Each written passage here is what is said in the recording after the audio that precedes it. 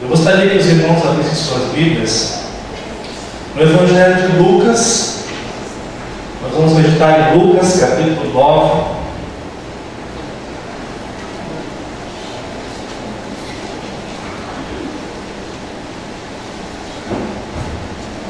A partir do versículo 10.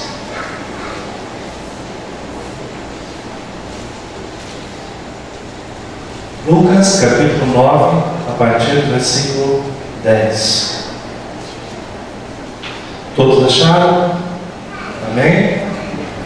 O texto diz assim: ao regressarem, os apóstolos relataram a Jesus tudo o que tinham feito, e levando-os consigo, retirou-se à parte para uma cidade chamada Betsaida. Mas as multidões, ao saber, seguiram, acolhendo-as, falavam-as a respeito do reino de Deus e socorriam os que tinham necessidade de cura. Mas o dia começava a declinar. Então se aproximaram os 12 e disseram: despede a multidão, para que, indo às aldeias e campos circunvizinhos, se hospedem e achem alimento, pois estamos aqui em lugar deserto. Ele, porém, lhes disse: dai-lhe vós mesmos de comer. Responderam eles: não temos mais que 5 pães e 2 peixes, salvo se nós mesmos fomos comprar comida para todo este povo, porque estavam ali cerca de 5.000 homens. Então disse aos seus discípulos: fazei-lhes sentar-se em grupos de 50. Eles atenderam, acomodando a todos. E tomando os 5 pães e os 2 peixes, erguendo os olhos para o céu, os abençoou, partiu e deu aos seus discípulos para que distribuíssem entre o povo. Todos comeram e se fartaram, e dos pedaços que ainda sobejaram foram recolhidos 12 cestos. Vamos orar mais uma vez, amados. Feche seus olhos.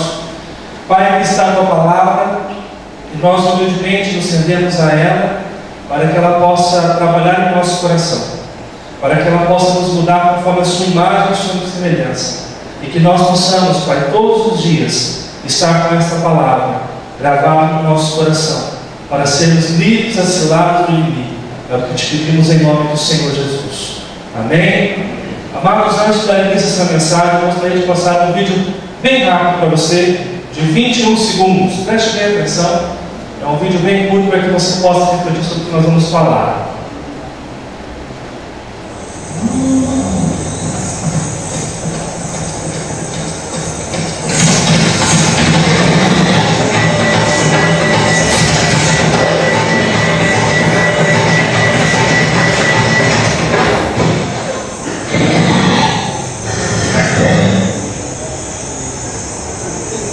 Amados, não basta na vida cristã apenas correr. Não basta na vida cristã apenas ir fazendo as coisas. Quando nós não temos um caminho bem definido, quando nós não temos uma certeza daquilo para o qual nós somos chamados, uma certeza bem definida, bem esclarecida, nós podemos correr o risco de estar apenas correndo de um lado para o outro. E muitas vezes, nesse sentido, o Evangelho e a nossa vida cristã se tornam enfadonhos, cansativa. E muitas vezes nós nos perguntamos: por que estamos fazendo isso? Por que eu estou vindo aqui todos os domingos, participando de todas as reuniões? Por que eu faço isso? É fato, amados, que se nós não sabemos onde nós queremos chegar, ou o propósito por que nós estamos vivenciando isso, nós nunca saberemos quando estamos caminhando para o lugar certo, ou nunca teremos a consciência de quando vamos chegar a algum lugar. Imagine se eu saio daqui com o meu carro e vou para uma direção que eu não sei aonde. Que hora que eu vou saber que eu estou chegando no lugar? Que hora que eu posso saber se o caminho que eu estou percorrendo é de fato o caminho que eu devo percorrer? E amados, o texto que nós vemos aqui, o texto da multiplicação dos pães, é um texto que nos dá alguns princípios, alguns caminhos que nós devemos trilhar na nossa vida cristã.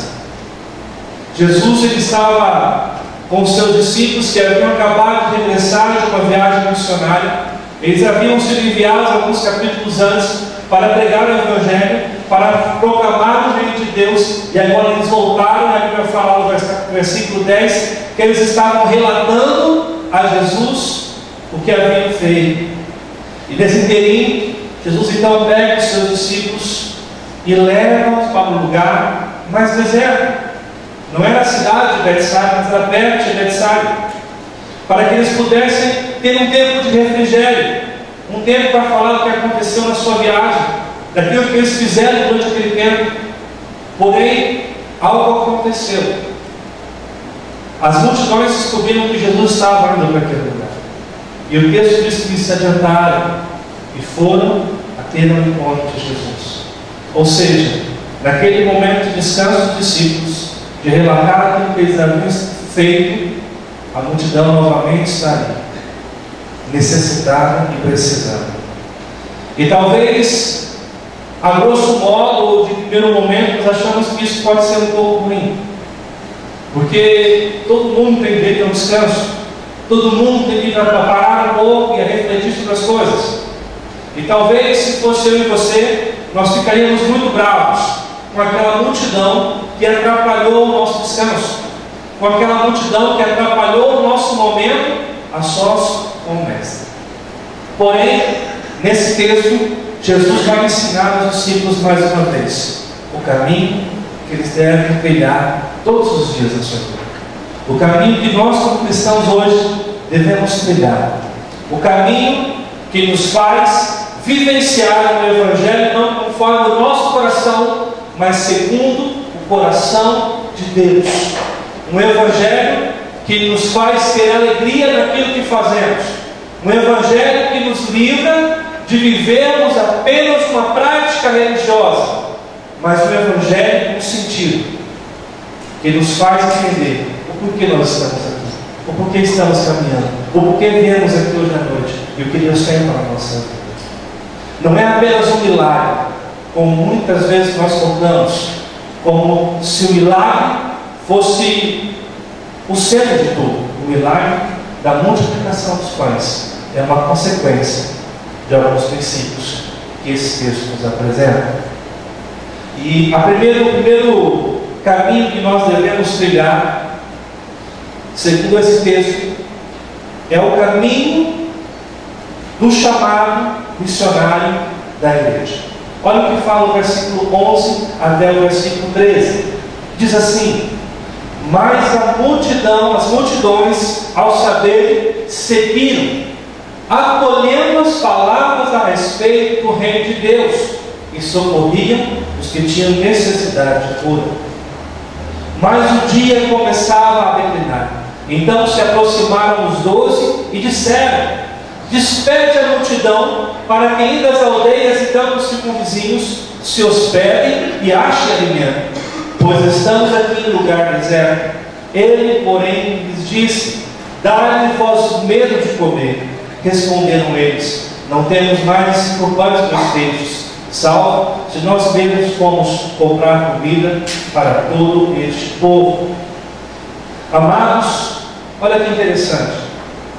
Jesus estava ensinando aquelas pessoas que estavam, de certo modo, interrompendo o projeto inicial, porque eles haviam saído de um lugar para o outro, para ter um momento a sós no deserto, e aquele povo então interrompendo este momento. A Bíblia diz que Jesus ainda assim os acolhia e ensinava as coisas a respeito do reino de Deus e socorria aqueles que tinham necessidade de cura. Mas chega um momento na história em que essas pessoas, e que os discípulos pedem para que Jesus libere essas pessoas para que eles possam estar indo buscar o que comer. E de fato, eles estavam, segundo a Bíblia, num lugar deserto. E na cabeça dos discípulos, Jesus estava ensinando verdades sobre amor, sobre cura, sobre a cura da alma. E seria muito incoerente que neste momento o povo começasse a sentir fome, porque quem sabe este povo começaria a murmurar por falta de alimento. E a solução que os discípulos têm é mais certa: espere-os, para que eles vão e busquem o que comer, para que eles possam se hospedarem e comam. Mas é interessante que no versículo 13, Jesus mostra o chamado da igreja. Ele diz: dai vocês mesmos de comer. E esse trecho demonstra aquilo que nós precisamos fazer. Muitas vezes nós corremos tanto na vida cristã, arrumamos tanta agenda para a nossa vida, temos tantos compromissos eclesiásticos e se esquecemos que nós estamos aqui para servir pessoas. Nós estamos aqui para consolar os que choram, para abraçar aqueles que precisam de abraço, e muitas vezes perdemos o foco do chamado missionário que nós temos. Fazer missões não é apenas enviar pessoas ao campo. A palavra missões, ela tem a ver com outra palavra que se chama missão, ou seja, é a missão de Deus que todo cristão tem que cumprir. Alguns serão enviados, alguns irão para outros lugares, como nós estamos indo para Cruzeiro, outros para outras nações, mas aqueles que ficam têm as suas responsabilidades de fazer parte da missão de Deus. O texto fala, no novo texto, cita o mesmo milagre em Marcos, capítulo 6, versículo 34, Jesus diz que eles eram como ovelhas que não tinham pastor. Ou seja, quando Jesus fala isso, ele está demonstrando que aquelas pessoas que os discípulos queriam despedir e pedir para que eles se virassem e arrumar comida e hospedagem, aquelas pessoas eram ovelhas sem pastor, pessoas que estavam necessitadas e carentes de ouvir do Evangelho, pessoas que estavam carentes, necessitadas de serem tocadas por esse Evangelho que nos transforma e que nós proclamamos todos os dias. Pessoas que precisavam muito ouvir na palavra de Deus. E a atitude do mestre qual foi? Acolhia-os, ensinava, curava e dizia aos seus discípulos: deem vocês de comer, deem vocês o suprimento que eles precisam. Vocês acabaram de voltar de uma viagem missionária, e no momento em que vocês têm que se entender o propósito de vocês pedem para que eu despeça essas pessoas. Jesus traz de volta esse chamado no coração dos seus discípulos. E amados, constantemente nós temos que estar atentos a isso. Este é um caminho que nós temos que trilhar. O caminho da compaixão, o caminho de olhar para as pessoas que estão sedentas e carentes do amor de Deus. Pessoas que Deus propositalmente coloca ao seu lado, seus amigos de trabalho, seus vizinhos, pessoas que Deus trouxe até os seus relacionamentos para que você pudesse ser sal e luz na vida deles, para que vocês possam compartilhar e suprir as suas necessidades. As pessoas que Deus colocou ao seu redor, que não conhecem o verdadeiro Cristo, são pessoas famintas de vida, e você tem a vida que está dentro de você. Por isso, meu amado irmão, nós não podemos, eu me coloco como o principal deles, não caminhar por um outro caminho que não seja esse, o caminho da compaixão, o caminho do doar-se a si mesmo, o caminho de amar ao próximo como o Senhor nos ensinou a amar. Nós temos que tomar cuidado para não seguir outro caminho que não seja o caminho do nosso chamado missionário. Nós fomos salvos não para simplesmente desfrutarmos disso apenas. Você foi salvo para transmitir as verdades do Evangelho. Você foi redimido, restaurado em Cristo Jesus para transmitir as verdades do Evangelho. Quando nós estamos aqui hoje no culto de Santa Ceia, nós estamos trazendo a lembrança de que nós somos salvos para proclamar o Evangelho. Esse é o nosso chamado missionário. E o segundo caminho que nós devemos prosseguir é o caminho da obediência. É o caminhar em obediência ao Senhor Jesus. Olha o que fala Lucas 9, versículo 15. Quando Jesus diz que Ele tem vocês mesmos de comer, Jesus pede para que eles deem de comer aqueles homens, e ali estavam mais de 5.000 homens, e ali não estavam contando mulheres e crianças. Então no versículo 15, eles falam que eles entenderam e começaram a acomodar a todos. E um pouco antes, Jesus disse: façam grupos de 50. Então os discípulos começaram a fazer. Olha que interessante, amados. Eles tinham um quadro diante dele, um quadro de 5.000 pessoas, mais de 5.000 pessoas, e não havia o que comer. Eles sabiam que haviam 5 pães e 2 peixinhos, mas aquilo que eles tinham não era possível suprir a necessidade daquelas pessoas. Porém, Jesus disse um pouquinho antes: dai vocês de comer, coloquem esse grupo de 50 e 50. E eles poderiam argumentar: mas Senhor, para que fazer isso? Por que nós vamos acomodar pessoas se nós não temos alimento? Mas eles obedeceram à ordem de Jesus. E o texto começa dizendo que eles entenderam. Eles entenderam. Talvez eu não imagine o que eles entenderam aqui. Talvez eles pensam que Jesus está planejando, ou será que vai acontecer alguma coisa? Mas independente do que eles estavam pensando, eles obedeceram a Deus. Obedeceram o que Deus havia pedido para eles, mesmo que não tivesse um claro entendimento do que aconteceria, mesmo que as circunstâncias mostrassem uma realidade completamente diferente, eles obedeceram. E a obediência é um dever de todo o cristão. E eu imagino que os discípulos se lembraram daquele momento da festa milagrosa, quando não haviam pegado nada. E aí então Jesus diz que eles obedecem. Mas como nós podemos obedecer à vontade de Deus? É apenas pela fé e pela oração.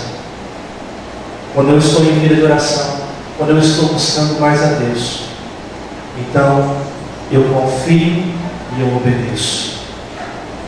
Se o mestre me diz para fazer isso, então eu faço. Se é para fazer isso, então eu faço dessa forma que ele pediu, porque eu estou buscando a sua vontade em oração. Quando nós oramos, quando nós buscamos a Deus, nós compreendemos o que Deus tem para a nossa vida, e nós começamos a obedecer a Deus. Quando nós começamos a orar, quando nós buscamos a Deus em oração, quando nós priorizamos a vontade de Deus em nossa vida, nós obedecemos aquilo que o Mestre nos pede. Mas não é uma obediência por obrigação, é uma obediência em gratidão àquilo que Ele já fez por nós. Essa é a obediência que nós devemos ter. Martinho Lutero, ele dizia que se ele não orasse pelo menos 2 horas todas as manhãs, o diabo venceria o dia todo. Ele também dizia que tinha tantas coisas a fazer que ele necessitava orar pelo menos 3 horas por dia. E amados, nós que vivemos dias tão corridos, que às vezes é tão difícil achar uma agenda, tão difícil marcar um compromisso, porque eu tenho tantos compromissos. Como nós podemos obedecer a Deus indo à oração? Porque Ele nos disse: vocês têm que orar. Lembra quando Ele sobe ao Getsemane? Ele leva os seus discípulos. Os discípulos estavam oprimidos de sono, com muito sono. Eles estavam dormindo. Ele nos disse: vocês não podem vigiar comigo nem pelo menos 1 hora. Amados, se nós não orarmos, nós não conseguiremos obedecer a Deus. E se não obedecermos a Deus, nós também não oraremos. Porque muitas vezes a prática desse exercício espiritual de oração começa com dizendo não para a sua vontade. Talvez nos primeiros dias, se você se dispõe a orar, vão aparecer vários compromissos para você. O cansaço vai vir, o sono vai vir, mas é quanto mais eu digo não para o meu desejo e busco mais a vontade de Deus em obediência, mais eu conheço a sua vontade e mais eu terei facilidade em obedecer aquilo que Ele está me propondo. Por isso, amado, nós não podemos caminhar pelo caminho da correria dessa vida que nós temos hoje tão rápida, tantas coisas para fazer. Nós precisamos voltar ao caminho da obediência, e a obediência começa na oração. Começa todas as manhãs, quando você acordar, e entender que se você não orar, você vai passar o dia todo fraco na sua vida cristã.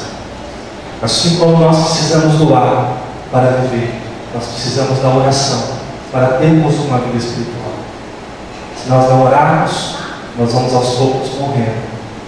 Quando nos dermos por conta, já estaremos mortos na nossa vida cristã. E aí então, apenas estaremos praticando religiosidade, que não é a vontade de Deus. Amados, obedecer é muito melhor do que sacrificar. E a nossa vida cristã só é desenvolvida com os joelhos no chão. Amém?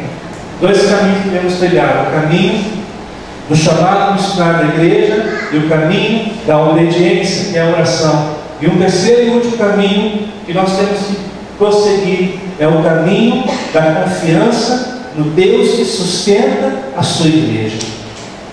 Olha o que fala o versículo 16 e 17. E tomando 5 pães e os 2 peixes, erguendo os olhos para os céus, abençoou, partiu e deu aos seus discípulos para que distribuíssem entre o povo. E todos comeram e se fartaram, e dos pedaços que ainda sobejaram foram recolhidos 12 cestos. Amado, se eu entendo a minha responsabilidade de servir ao outro, de amar ao outro, meu chamado missionário, se eu estou obedecendo a Deus e orando buscando a sua vontade, eu vou perceber que eu tenho um Deus que eu posso confiar em todos os momentos. Ainda que o quadro que seja pintado à minha frente não seja um quadro tão agradável, mas eu tenho um Deus que é capaz de fazer grandes coisas. Um Deus que é capaz de suprir coisas que eu não posso fazer, segundo a sua soberana vontade, segundo o seu soberano propósito.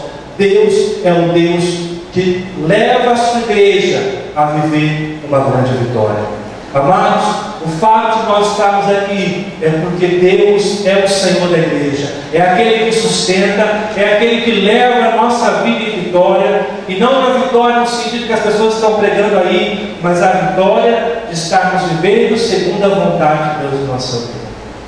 É o Deus que nos sustenta, é o Deus que jamais irá falhar com você. E nessa circunstância, os discípulos viram um milagre. Não havia como suprir o alimento para aquelas pessoas, mas através da fidelidade de Deus, o milagre aconteceu. O milagre aconteceu naquele lugar, amados. E é porque Deus nos sustenta, é que nós podemos viver em milagres todos os dias. Amados, o fato de nós estarmos aqui hoje é porque Deus está agindo no nosso favor. É Ele que sustenta a igreja, é Ele que dá vida à igreja durante todos esses anos, desde quando a igreja começou.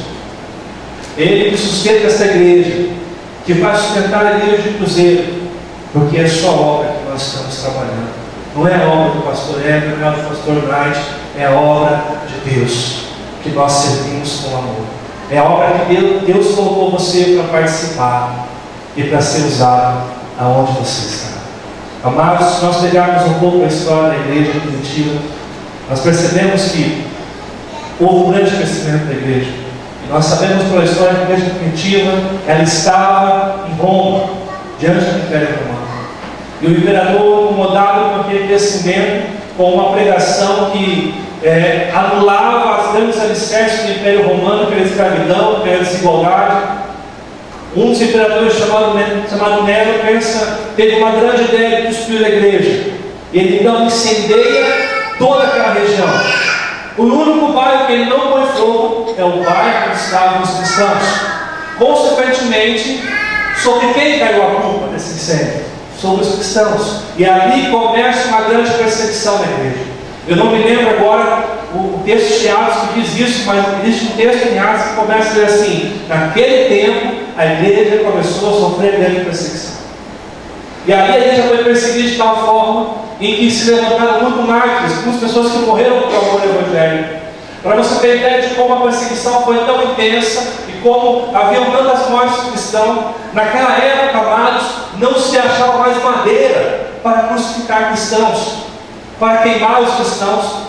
Havia uma rota comercial naquele império em que eles amarravam os cristãos nos postes e incendiavam os cristãos vivos, para que iluminasse a cidade durante a noite. Pessoas que morreram para que você hoje estivesse na igreja. E naquele contexto de perseguição, sai o imperador, vem outro, então outro, e imperador chamado Domiciano, ele tem uma outra grande ideia de acabar de vez com a igreja. O único apóstolo que estava vindo na época era o apóstolo João. Então o Domiciano pensou: eu vou pegar João, eu vou excluí-lo em uma ilha, isolá-lo em uma ilha chamada Patmos, e ali o evangelho acaba. O último referencial da escola apostólica ia ser colocado naquele lugar para que o evangelho fosse acabado. E de fato, Domiciano pega o apóstolo João, tortura ele no óleo, e então coloca em Patmos para que o evangelho acabasse. Mas o que Domiciano não sabia é que o evangelho não era o apóstolo João, mas era o Deus que sustentava a vida deles. E naquela ilha de Patmos, Deus traz a revelação do Apocalipse, a carta às igrejas, e aquelas cartas que trazem a esperança de um porvir, a esperança da restauração, a esperança do triunfo soberano de Deus, reanimou a fé das pequenas igrejas. E olha, nós estamos até aqui hoje, porque foi Deus que trouxe isso ao apóstolo João. Ou seja, pode-se levantar pessoas para destruir esse evangelho, mas nós podemos confiar no Deus que vai suprir todos os dias. É o Deus que salvou a sua vida, é o Deus que redimiu a sua vida, e é o Deus que está cuidando de todas as coisas da sua vida. Por isso, sob o controle de Cristo, todas as coisas permanecem no controle, pois Ele é totalmente fiel. É isso que o apóstolo Paulo escreveu aos Filipenses, no capítulo 1, versículo 6, dizendo: eu estou plenamente certo que aquele que começou a boa obra em vós há de completar até o dia de Cristo Jesus. É Ele que nos sustenta, e é Ele que nós devemos render toda a glória e toda a honra. Eu gostaria de ler o último texto com vocês, o texto de 2 Coríntios, capítulo 4, versículos 7 e 18, para que você possa entender que nós vivemos e dependemos somente de Deus. Você não precisa abrir, eu vou estar lendo, diz assim: temos, porém, esse tesouro em vasos de barro, para conhecermos o poder de Deus e não de nós. Em tudo somos atribulados, mas não angustiados, perplexos, mas não desanimados, perseguidos, mas não desamparados, abatidos, mas não destruídos, trazendo sempre por toda parte a mortificação do Senhor Jesus em nosso corpo, para que a vida de Jesus se manifeste também nos nossos corpos.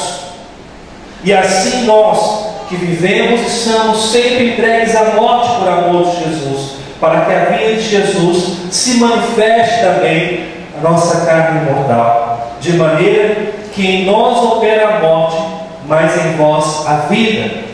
E temos, portanto, o mesmo espírito de fé, como está escrito: criei, por isso falei. Nós cremos, também por isso falamos, sabendo que o que ressuscitou Jesus Cristo nos ressuscitará também com Jesus e nos apresentará convosco. Porque tudo isso é por amor de vós, para que a graça multiplicada no meio de muitos faça abundar a ação de graças para a glória de Deus. Por isso, não desfalecemos, mas ainda que o nosso homem interior se corrompa, o interior contudo se renova de dia em dia. Porque a nossa leve e momentânea tribulação produz para nós um peso eterno de glória muito excelente, não atentando nós para as coisas que se veem, mas para as que não se veem, porque as que se veem são temporais, e as que não se veem são eternas. Amados, é Deus quem cuida da nossa vida. E ainda que nós venhamos a passar dificuldades, ainda que nós venhamos padecer nesta vida, nós temos a confiança que Deus nos sustenta. Por isso, amados, o caminho que deve ser trilhado todos os dias da nossa vida cristã, em primeiro lugar, é o caminho da missão, onde eu nunca me esqueço para que eu fui chamado. Eu fui chamado para ser bênção na vida das pessoas que estão ao redor. Eu fui chamado para ser sal de luz. Eu fui chamado para conclamar esse evangelho de maneira fiel e verdadeira.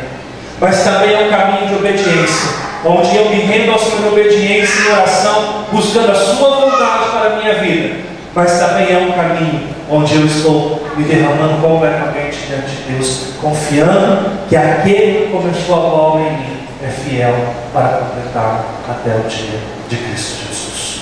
Amém? Que nós, como cristãos hoje, possamos seguir este caminho e não cair no caminho da autossuficiência, do egoísmo, do comodismo, da indiferença, mas que possamos seguir este caminho que está proposto pelo nosso Senhor e Salvador, Jesus Cristo. Amém, amados? Que o Senhor nos abençoe e nos dê a graça de vivermos segundo a sua vontade. Amém?